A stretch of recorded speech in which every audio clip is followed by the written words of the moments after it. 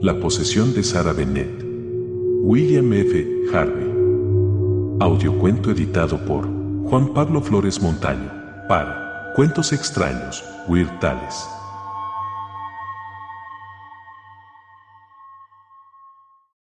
La posesión de Sarah Bennett. Sarah Bennett es posesión.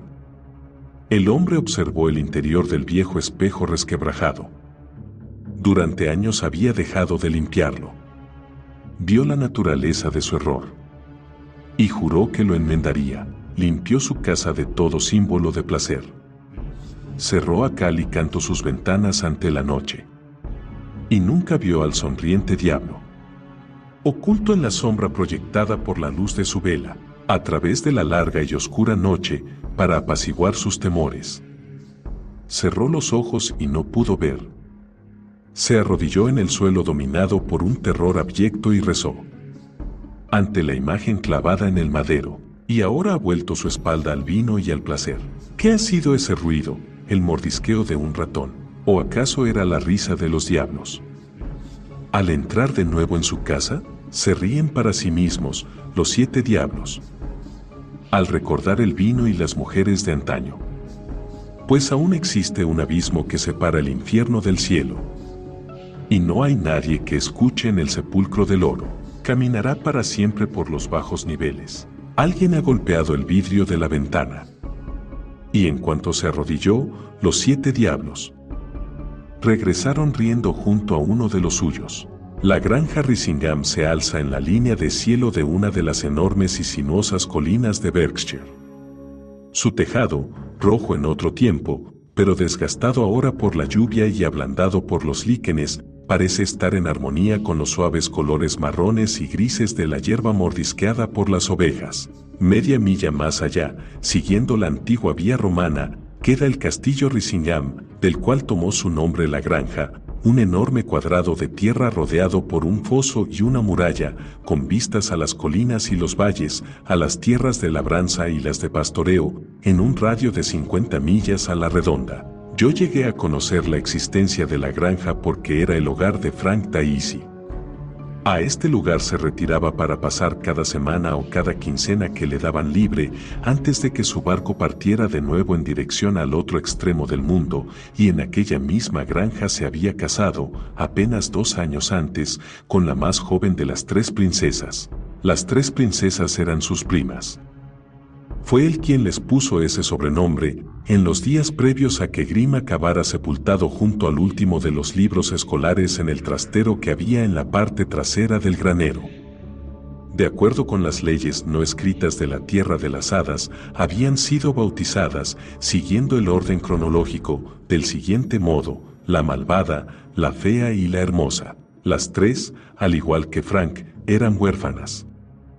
Al fallecer los padres de todos ellos antes casi de que sus hijos pudieran recordar, habían sido enviados a Risingham con su tía abuela, la señora Bennett, aunque ella se presentaba como Sarah Bennett, a la sencilla manera de los cuáqueros, que desde entonces había sido como una hada madrina para su sobrino y sobrinas.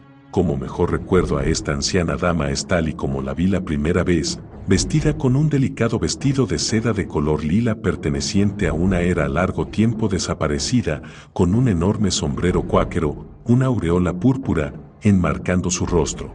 Sus delicadas manos, en las cuales podían verse con claridad las venas, parecían maravillosamente frágiles, pero la señora Bennett era una mujer de sorprendente fuerza y energía inagotable, con una voz clara y marcada, que se volvía timbre musical cada vez que tenía que predicar a su congregación. Esta mujer, una santa en auténtica comunión con los de antaño, estuvo estrechamente relacionada con, de hecho fue el centro de, una serie de sucesos inusuales que se repitieron a lo largo de un periodo de 5 años y que, por lo que yo sé, bien podrían haber estado dándose durante mucho más tiempo. Vistos por separado, parecen inconexos, quizá insignificantes. En conjunto, forman una tragedia. Era una noche de finales de septiembre, oscura, pues la luna llena todavía no se había alzado por encima de las colinas y el suave aroma de los campos de trigo se esparcía por el aire.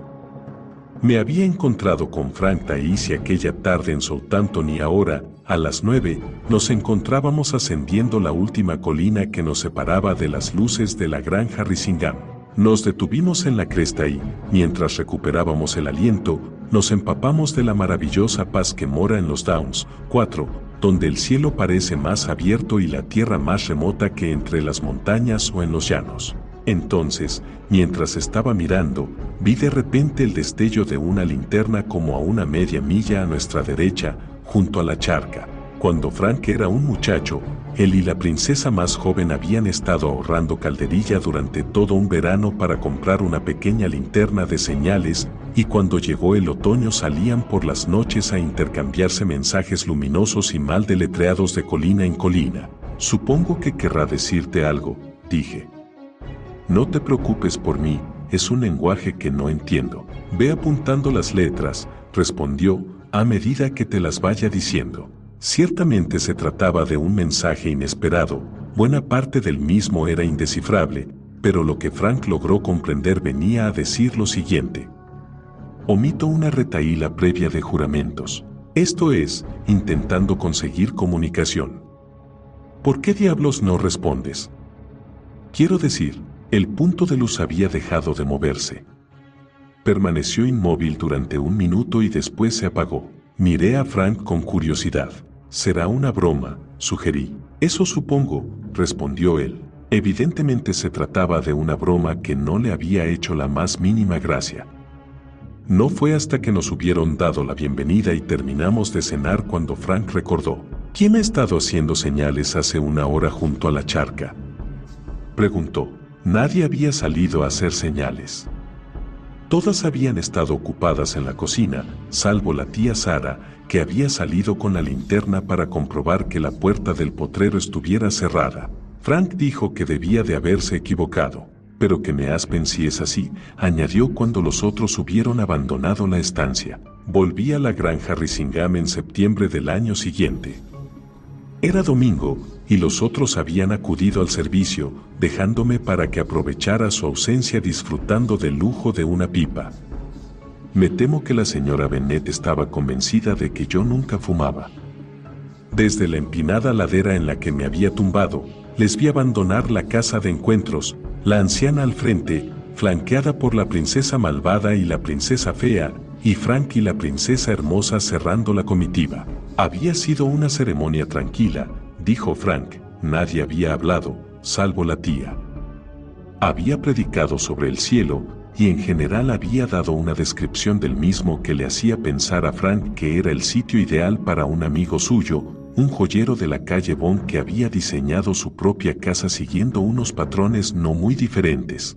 Pregunté si no les importaría que les acompañara al encuentro de aquella tarde. En absoluto. Generalmente la tía deja el plato fuerte para la segunda sesión, dijo Frank, pero fue regañado por su ligereza. Hay veces en las que nada resulta tan impresionante como un encuentro de cuáqueros. Ciertamente, aquella noche de septiembre fue una de esas. Las lámparas no habían sido encendidas, no era necesario. El silencio permaneció intacto. De vez en cuando un murciélago revoloteaba junto a la puerta abierta, pues el día había sido caluroso. Sara Bennet estaba sentada a solas en la galería de los ministros, el contorno de su sombrero casi se fundía en el oscuro revestimiento de roble de la pared. Media hora más tarde, justo cuando Frank había sacado papel y lápiz para empezar un boceto del perfil de su prima, la señora Bennet habló, y utilizó como texto estas terribles palabras de los evangelios.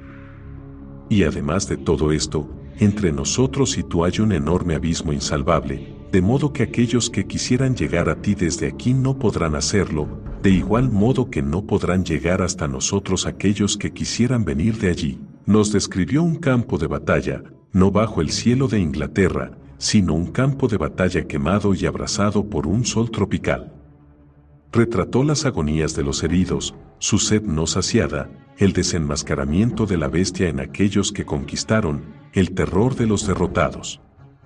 Nos contó cómo, Mientras tanto, en el domo azul del cielo, por encima de la matanza, los pájaros seguían cantando, ignorantes de todo. Y tras esta descripción habló del infierno, de su horrenda realidad, hasta que me hizo temblar. Y sin embargo, desde el principio y hasta el final del sermón su voz no abandonó en ningún momento aquel tono dulce y monótono, como de cántico.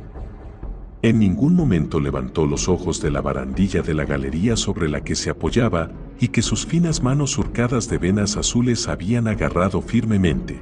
Cuando dejamos la casa de encuentros, el disco rojo de la luna empezaba a asomar sobre las copas de los árboles.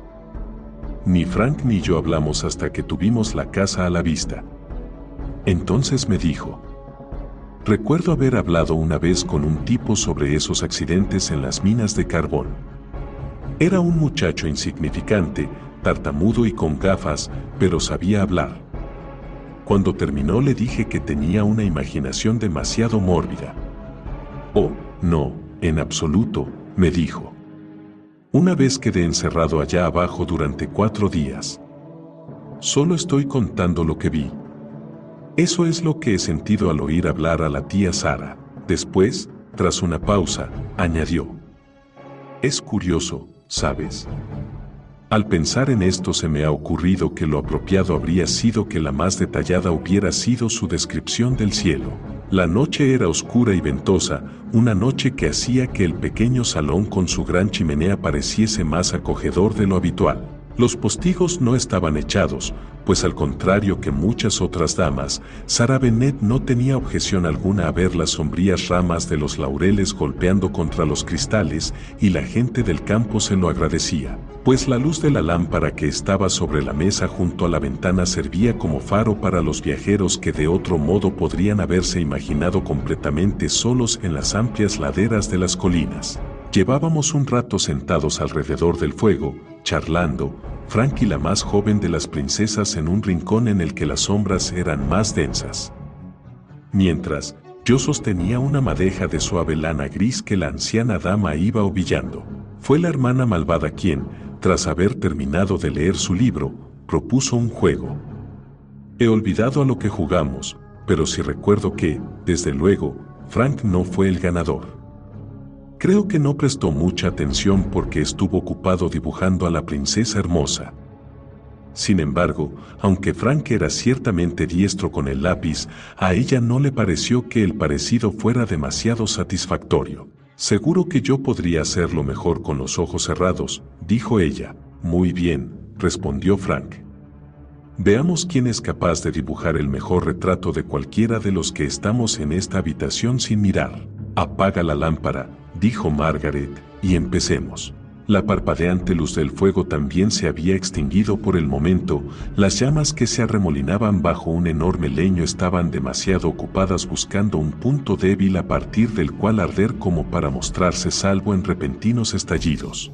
La señora Bennett estaba sentada en su silla de respaldo alto ligeramente separada de nosotros, observando el jardín. En el regazo tenía papel y lápiz, pero sus manos permanecían plegadas. Bueno, tiene que ser alguien que esté en la habitación, preguntó la más joven de las princesas. Pues eso descarta a Frank, que es un don nadie. Creo que deberíamos permitirnos un poco más de luz. Durante 3 minutos nadie más habló. Tiempo, dijo Frank. Encended la lámpara y veamos el resultado. Dadme los dibujos e intentaremos averiguar de quién se trata. Ah, tú también has estado dibujando, tía, dijo al recoger su hoja de papel. Pensaba que te habías quedado dormida. El primer retrato que vimos fue el de Frank, un boceto bastante inspirado de un ganso. Veréis, explicó, si alguien me desaira llamándome don nadie, tengo que vengarme. A este le siguieron el resto, caricaturas divertidas, en su mayor parte irreconocibles. De repente Frank se sobresaltó. ¿Quién demonios es este?, dijo. Tenía en la mano el papel que había estado en el regazo de la señora Bennett. En él había un dibujo, el mejor boceto que yo haya visto en mi vida, de un hombre, un joven, vestido con un uniforme de oficial de hacía medio siglo. Estaba arrodillado y juntaba las manos en actitud suplicatoria. Sus rasgos, a pesar de ser toscos y poco agraciados, mostraban una expresión que parecía pedir clemencia.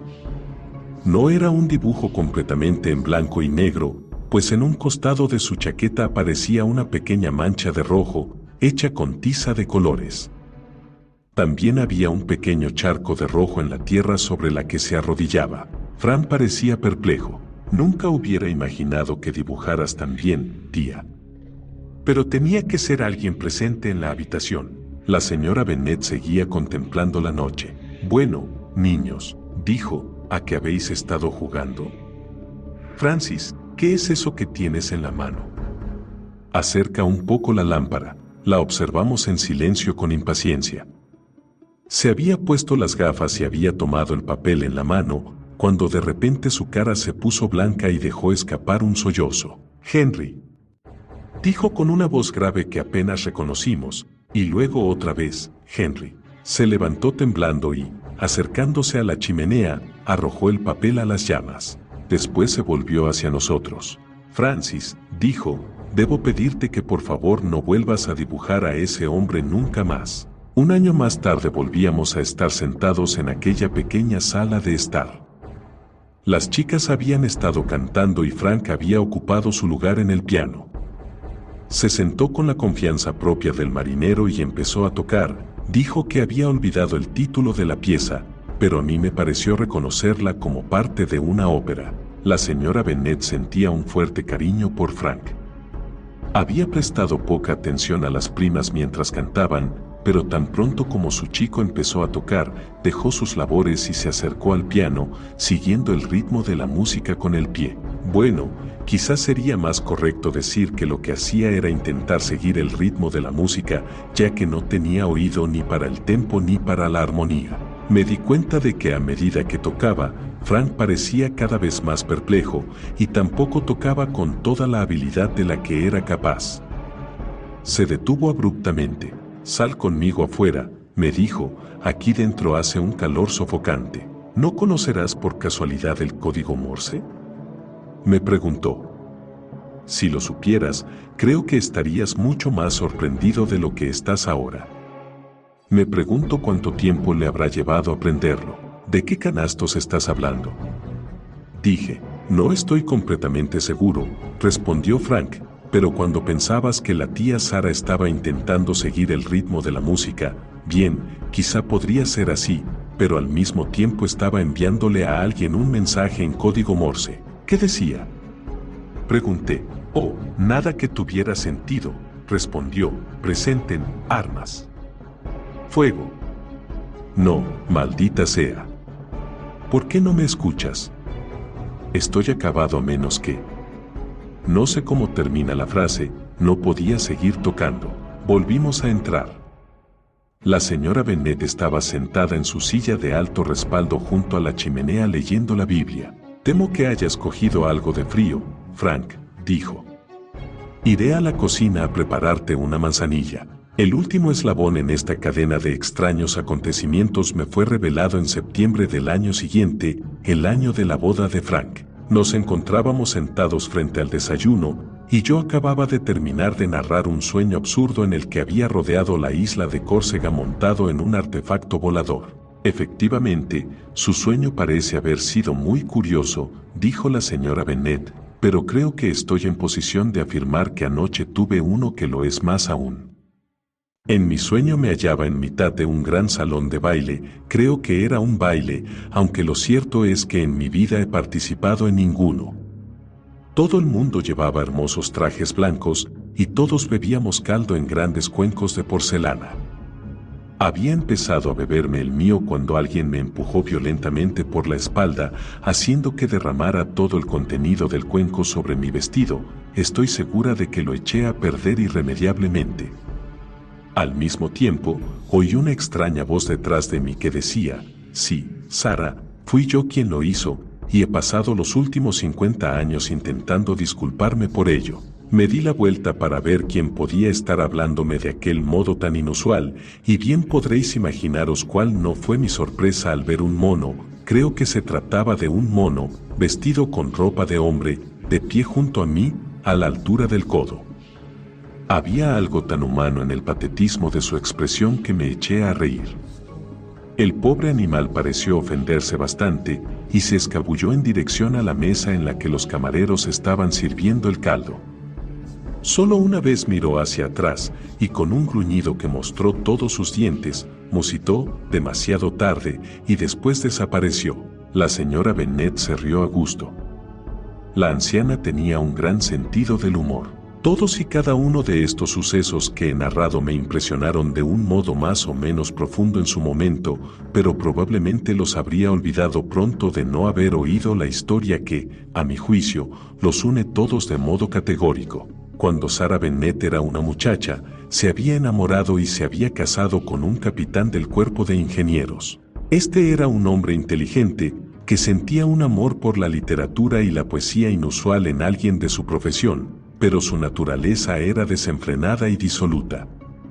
También era cruel. Ayer mismo oí una historia de las que se cuentan sobre él, al respecto del saqueo de un poblado birmano, y eso que solo pude oír parte, ya que un colérico coronel de la India hizo callar al narrador antes de que hubiese llegado a la mitad. Este capitán, según pude saber, se había casado con Sarah Bennet para ganar una apuesta. Asaltado por la curiosidad, había acudido con un compañero suyo a una reunión de la Sociedad de los Amigos y allí habían visto por primera vez a Sarah Cruikshank. Supongo que la diferencia entre aquella muchacha cuáquera discretamente vestida y el granuja de reputación canallesca que le acompañaba debió de parecerle tan abismal al tipo al que se le ocurrió la apuesta que de inmediato se ofreció a jugarse imprudentemente sus guineas. Pero las perdió, y el capitán se casó con la joven en contra de los deseos de los padres de ella, alejándola de su tranquila casa rural para arrastrarla a una vida de suciedad y miseria en una guarnición. 6 meses más tarde su regimiento fue trasladado, pero él la engañó sobre el destino. Sarah Bennet se despertó una mañana para descubrir que su esposo se había marchado con su compañía a la India, mientras que ella, que apenas tenía un chelín para pagarse la comida, se veía acosada por los deudores de él. Gracias a la buena voluntad de los miembros de su congregación, Sarah Bennet pudo regresar a casa, y allí siguió, viviendo con sus padres e intentando olvidar que una vez los había abandonado. Nunca volvió a tener noticias de su esposo. Hacía tiempo que lo había dado por muerto cuando leyó en el periódico un artículo breve en el que se informaba sobre la acción en la que había resultado muerto. Y de este modo, a medida que fue pasando el tiempo, la tragedia de su pasado fue olvidada por los demás, incluso para ella acabó por perder su aguijón. El mal que nos aflige suele olvidarse a menudo. Resulta mucho más difícil olvidar el mal que hemos infligido. Cuando lo poco que quedaba del capitán Bennet que no era carnal pasó al gran desconocido, este se dio cuenta, de un modo que nunca pudo darse cuenta su esposa, del alcance de las maldades que había cometido. Intentó con todo su poder hacerle saber su arrepentimiento a la señora Bennet. Había podido intentarlo y quizá había obtenido un moderado éxito porque su alma todavía no estaba demasiado alejada de la tierra. Pero, desde antaño, existe ese enorme e inamovible abismo, esa cima insalvable que separa el bien del mal. Ahí estaba la tragedia, su arrepentimiento había llegado demasiado tarde. A veces he pensado que si la señora Bennet hubiera sido un alma menos bondadosa, su esposo habría conseguido comunicarle su arrepentimiento, pero tal y como se habían dado las cosas, sus esfuerzos más intensos aparecían ante ella como las imágenes de un sueño ridículo. En el pasado, apenas había permanecido en su memoria, en el presente, no quedaba el más mínimo canal de comunicación entre ellos, no tenían absolutamente nada en común. La señora Bennet, riéndose de su sueño, es el epítome de la crueldad de una justicia perfecta. Tras su fallecimiento, mientras hojeaba los papeles de la anciana, me topé con 2 series de versos escritos con su exquisita caligrafía. No creo que los hubiera copiado. Como concienzudo ministro de la Sociedad de los Amigos que era, habría desaprobado semejantes sentimientos.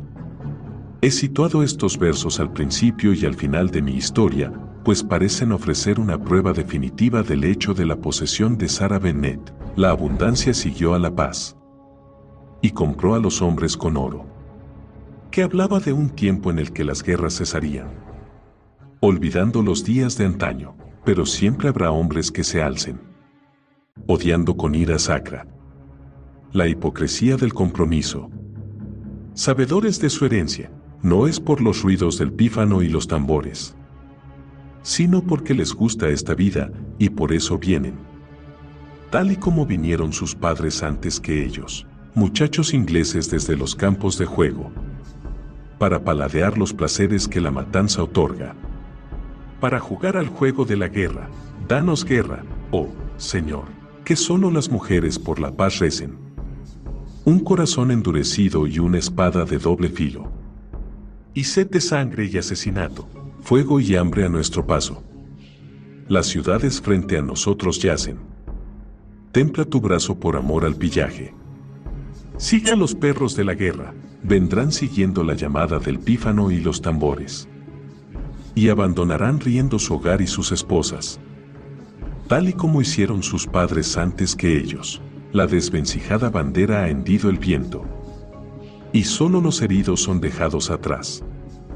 Pues la guerra, la roja guerra, es el juego,